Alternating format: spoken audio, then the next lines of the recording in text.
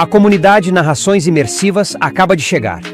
Torne-se membro e tenha acesso a todos os nossos livros, sem interrupções ou propagandas. E em formato de MP3, ouça diretamente da nossa plataforma no Hotmart. Por menos de uma Coca-Cola por mês, você assina nossa comunidade e apoia diretamente nosso trabalho. Não perca mais tempo e venha curtir mais uma forma de ouvir narrações imersivas. Link para assinar a comunidade na descrição ou no primeiro comentário fixado. Fique agora com mais um episódio imersivo. Saga Jogos Vorazes. A Cantiga dos Pássaros e das Serpentes, de Suzanne Collins.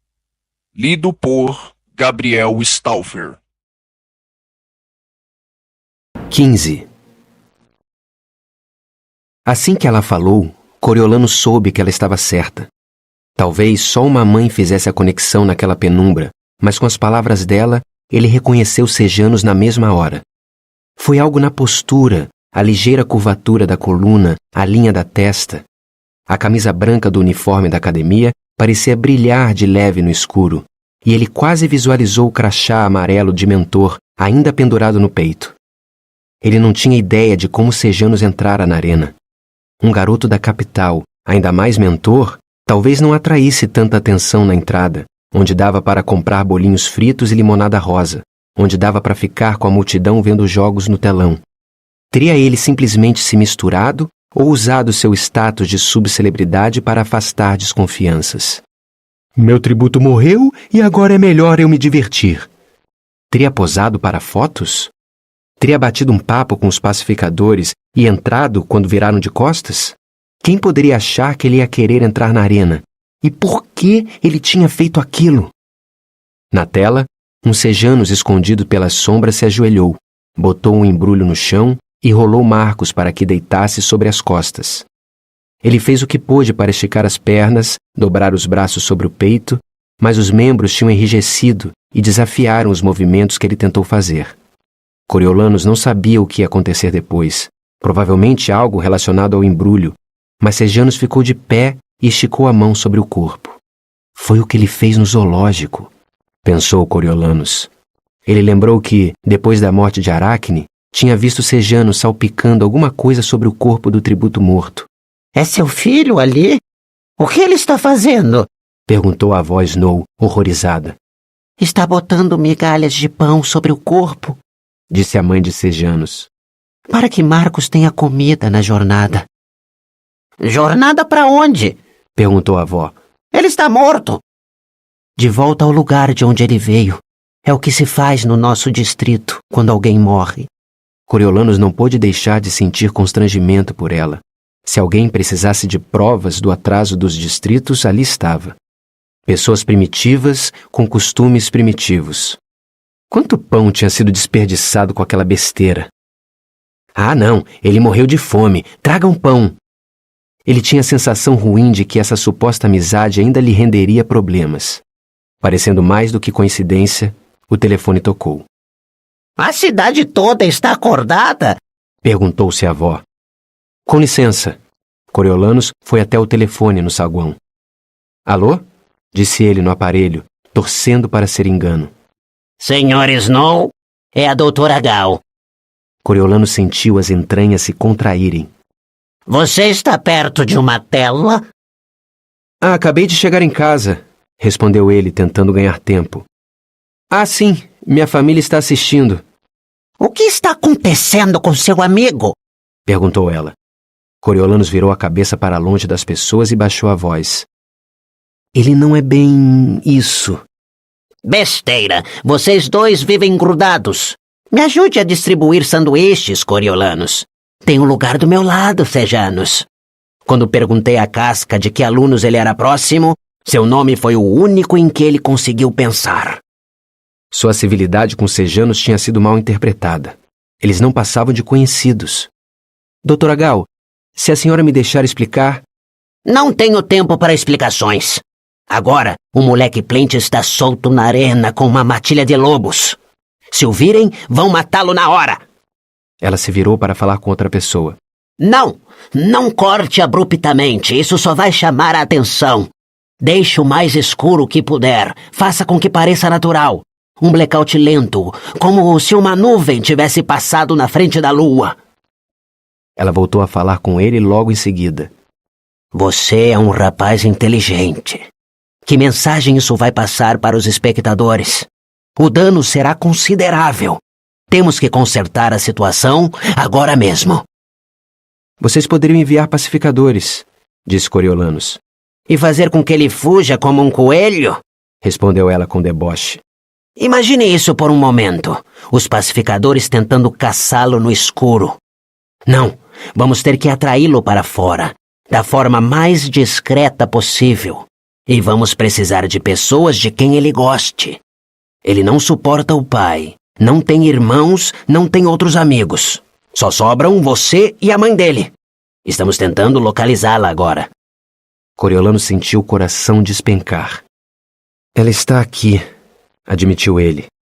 E era assim que seu discurso de conhecidos caía por terra. Então pronto, quero os dois aqui na arena em 20 minutos. Se demorar mais, eu mesma vou providenciar seu demérito, não Highbottom.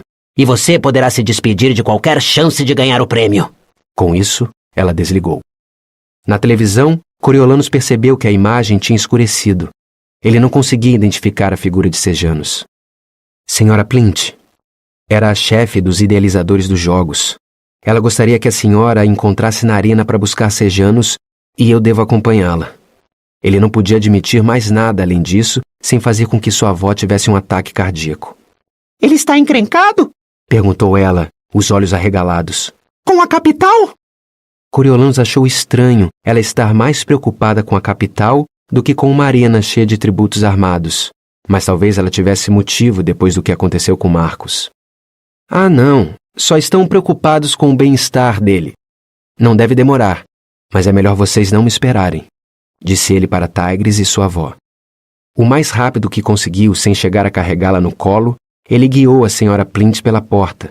Os dois desceram o elevador e saíram pelo saguão. O carro dela se aproximou sem emitir som nenhum, e o motorista, provavelmente um Avox, só assentiu quando ele pediu para eles serem levados até a arena. Estamos com pressa, disse Coriolanus ao motorista, e o carro acelerou na mesma hora, deslizando pelas ruas vazias. Se fosse possível cobrir a distância em 20 minutos, eles assim fariam. A senhora Plint ficou apertando a bolsa e olhando pela janela para a cidade deserta. Na primeira vez que vi a capital era à noite, como agora. Ah, é? Disse Coriolanus só para ser educado. Sinceramente, quem se importava?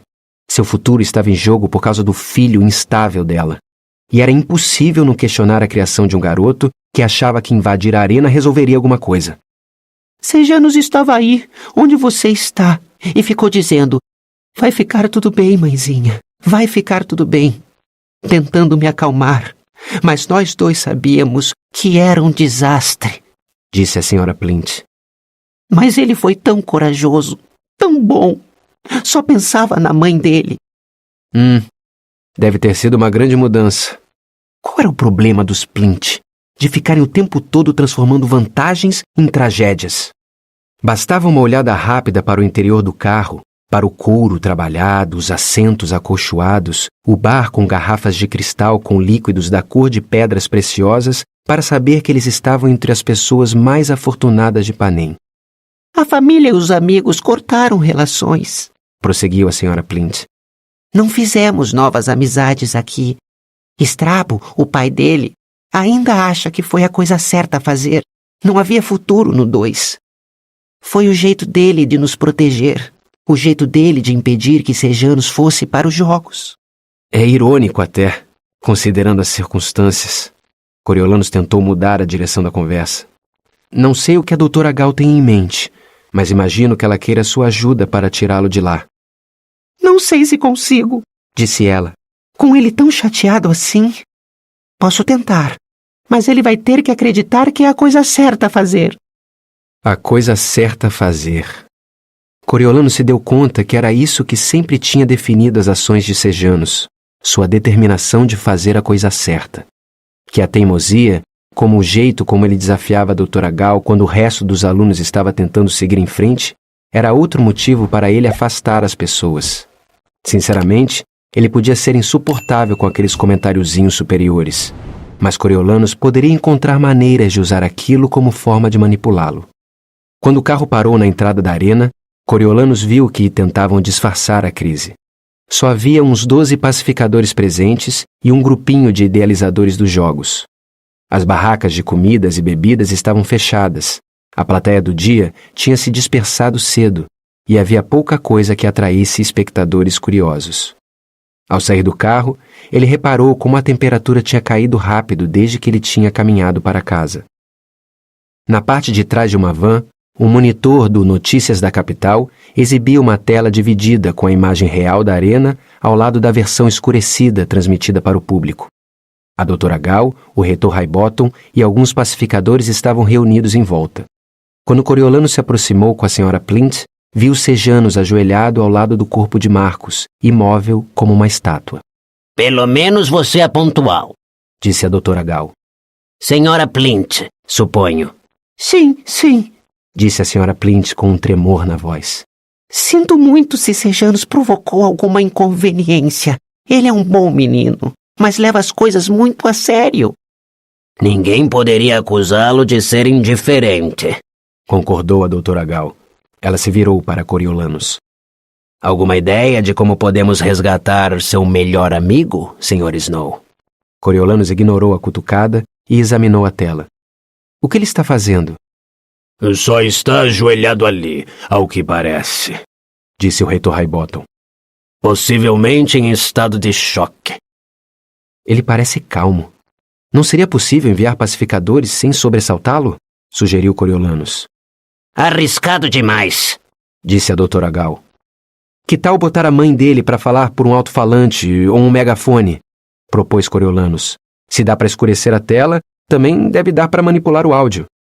Na transmissão. Mas na arena, nós alertaríamos todos os tributos para o fato de que tem um garoto da capital desarmado no meio deles, disse o reitor Highbottom. Coriolanus começou a ter uma sensação ruim. O que vocês propõem? Nós achamos que alguém que ele conhece precisa entrar da forma mais discreta possível e convencê-lo a sair, disse a doutora Gal. Mais especificamente, você. Ah, não! Declarou a senhora Plint com intensidade surpreendente. Coriolanus, não!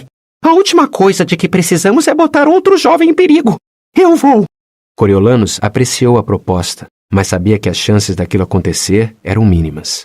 Com os olhos vermelhos inchados e os saltos altos instáveis, ela não inspirava confiança para uma operação secreta.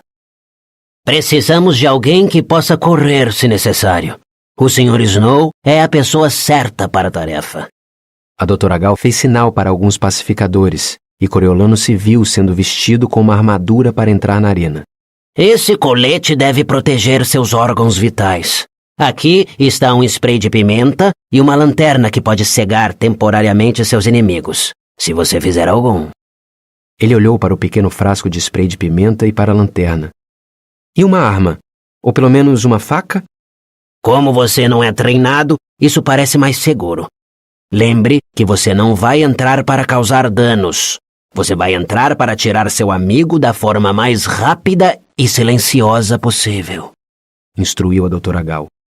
Outro aluno, ou até mesmo o Coriolanus de 2 semanas antes, teria protestado pela situação, insistido em ligar para um responsável, suplicado. Mas depois do ataque das serpentes à Clemência, dos efeitos do bombardeio e da tortura de Marcus, ele sabia que não adiantaria de nada. Se a doutora Gal tinha decidido que ele entraria na arena da capital, era para lá que ele ia, mesmo se o prêmio que ele desejava não estivesse em jogo. Ele era como as vítimas dos demais experimentos dela, alunos ou tributos, tão sem importância quanto os avoxes nas jaulas, impotente para protestar. Vocês não podem fazer isso. Ele é só um garoto. Me permitam ligar para o meu marido, suplicou a senhora Plint.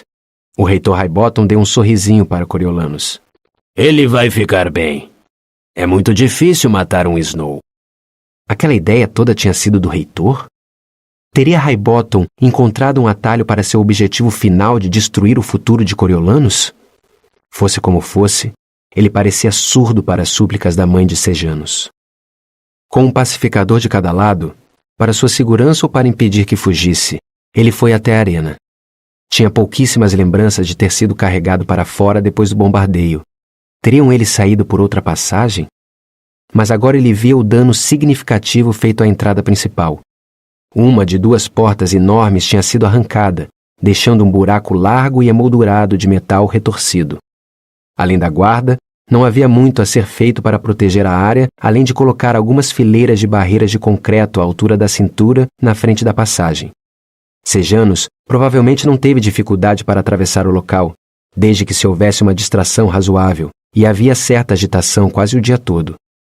Se os pacificadores estivessem preocupados com a atividade rebelde, eles concentrariam sua atenção em alguém espreitando o público do lado de fora. Ainda assim, tudo parecia um pouco relaxado demais. E se os tributos tentassem fugir de novo? Coriolanos e sua escolta contornaram as barreiras e chegaram no saguão, que tinha sofrido muito com as bombas. As poucas lâmpadas elétricas inteiras em volta da bilheteria e da lanchonete mostravam uma camada de pó de gesso cobrindo pedaços do teto e do piso, pilares e vigas caídas. Para chegar às roletas, era preciso contornar os detritos, e novamente ele entendeu como Sejanus pôde passar sem ser detectado, com um pouco de paciência e um pouco de sorte. As roletas do lado direito foram alvejadas e só sobraram estilhaços retorcidos e derretidos de metal e acesso aberto. Ali, os pacificadores construíram a primeira fortificação real, com a instalação de um conjunto temporário de barras envoltas em arame farpado e a presença de guardas armados. As roletas não danificadas ainda eram um bloqueio eficiente, pois não permitiam saída. Então ele tinha uma ficha? Perguntou Coriolanos. Ele tinha uma ficha, confirmou um pacificador mais velho que parecia estar no comando. Nos pegou desprevenidos. Não ficamos de olho em gente entrando na arena durante os jogos, só saindo. Ele tirou uma ficha do bolso. Esta é para você. Coriolanos girou o disco nos dedos, mas não se moveu na direção das roletas. Como ele pensou que sairia? Acho que não pensou, respondeu o pacificador. E como eu vou sair? Perguntou Coriolanos. O plano parecia no mínimo arriscado. Ali, o pacificador apontou para as barras. A gente pode puxar o arame farpado e inclinar as barras para frente, o que vai criar uma abertura para você se arrastar por baixo. Dá para fazer isso de maneira rápida? Perguntou ele com dúvida. Vamos acompanhá-los pelas câmeras. Vamos começar a mover as barras assim que você estiver saindo com ele, garantiu o pacificador. E se eu não conseguir convencê-lo a vir? Perguntou Coriolanos. Não temos instruções para isso. O pacificador deu de ombros. Acho que você tem que ficar até conseguir realizar a missão. Um suor frio cobriu o corpo de Coriolanos quando ele assimilou as palavras. Não teria permissão de sair sem Sejanus. Ele olhou pelo corredor até o fim da passagem, onde a barricada tinha sido erigida embaixo do placar. A mesma de onde ele tinha visto Lâmina, Cirque e Tesli saindo e entrando mais cedo nos jogos. E aquilo? É só decorativo. Bloqueia a visão do saguão e da rua, para que não sejam pegos na filmagem, explicou o pacificador. Mas você não vai ter dificuldade de passar. Então nem os tributos, pensou Coriolanos. Ele passou o polegar pela superfície escorregadia da ficha. Vamos te dar cobertura até a barricada, disse o pacificador.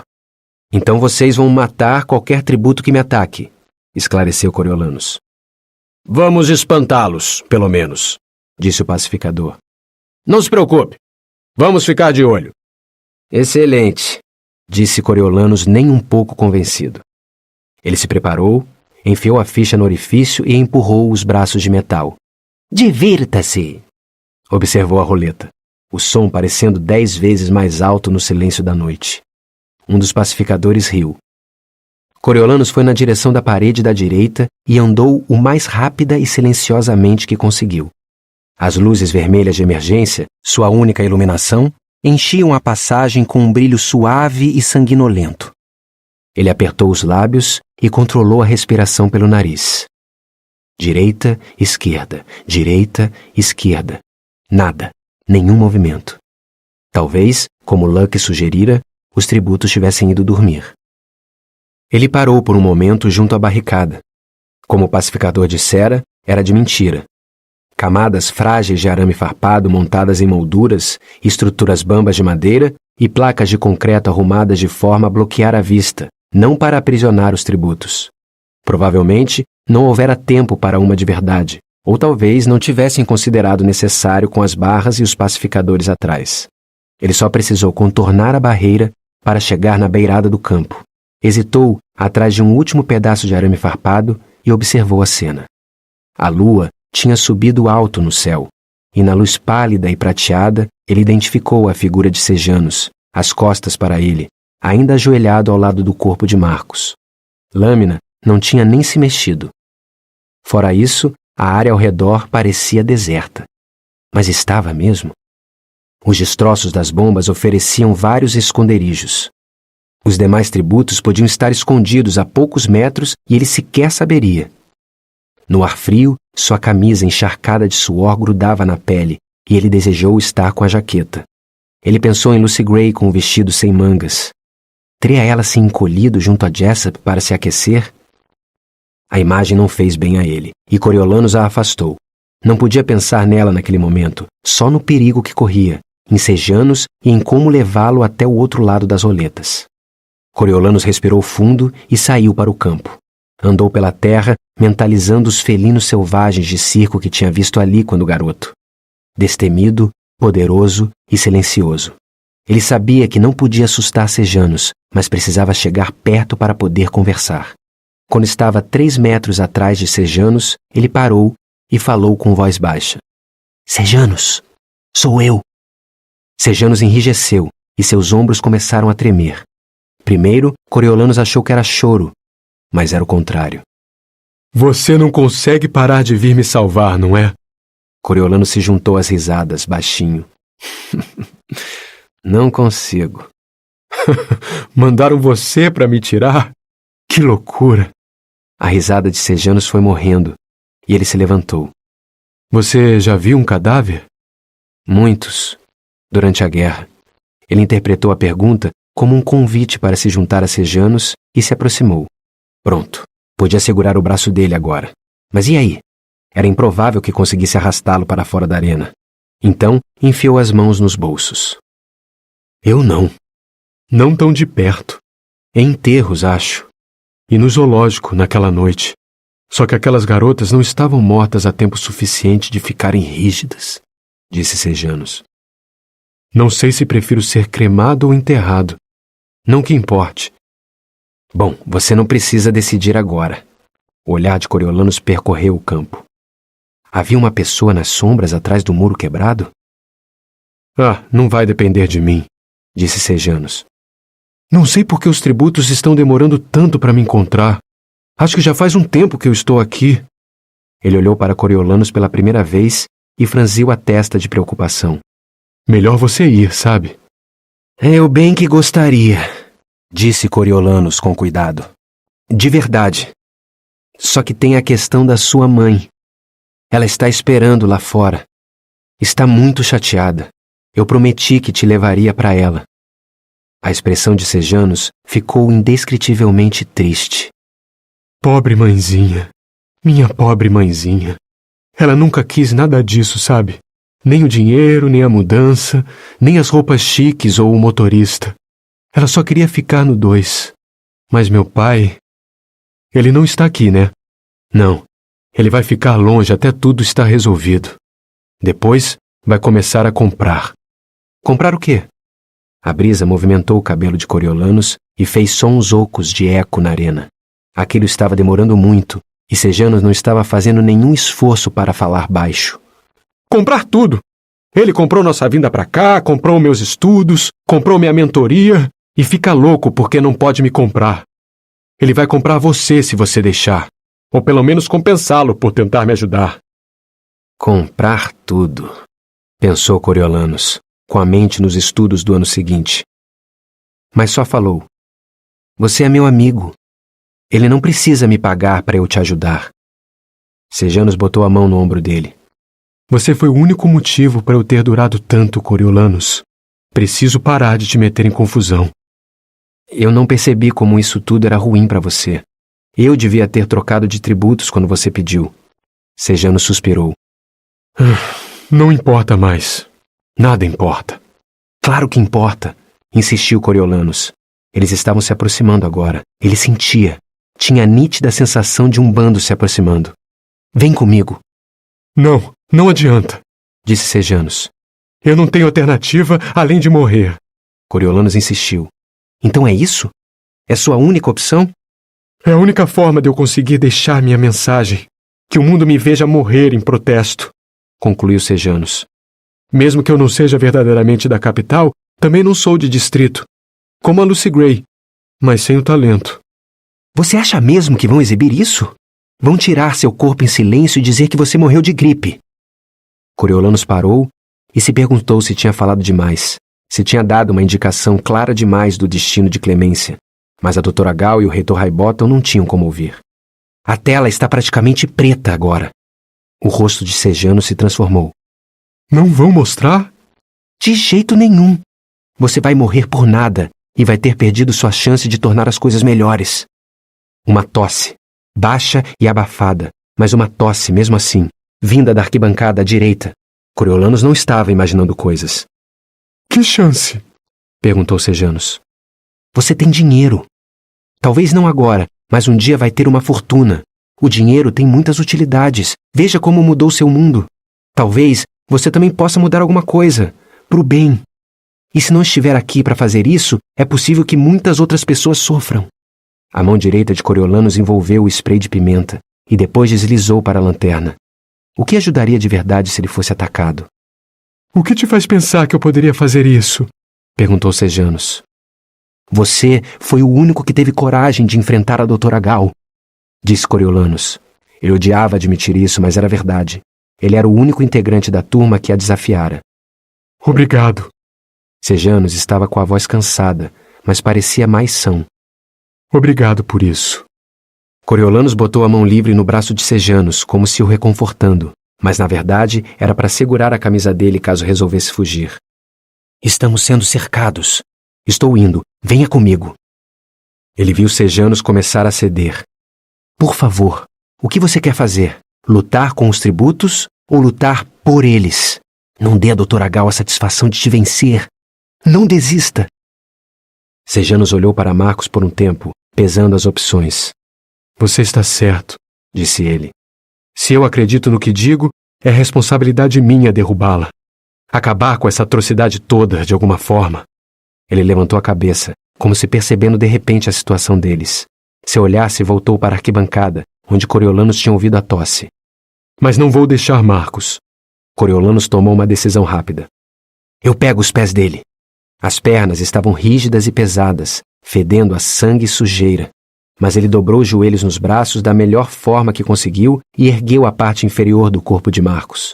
Sejanus envolveu o peito dele com os braços e os dois começaram a se mover, meio carregando e meio arrastando o corpo na direção da barricada. 10 metros, 5 metros, quase chegando agora. Quando passassem por ela, os pacificadores ofereceriam cobertura.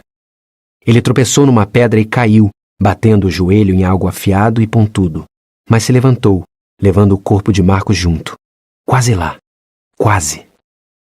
Os passos vieram por trás, rápidos e leves, correndo da barricada onde o tributo tinha ficado esperando. Coriolanus largou Marcos e se virou a tempo de ver Bobbin golpear com a faca.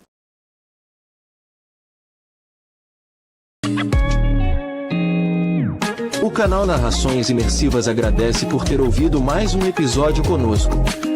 Acompanhe nossa página no Instagram e fique por dentro de todas as novidades do canal. E se você vê valor nesse projeto, considere apoiá-lo. Faça parte da nossa comunidade no Hotmart. Até a próxima com mais uma narração imersiva.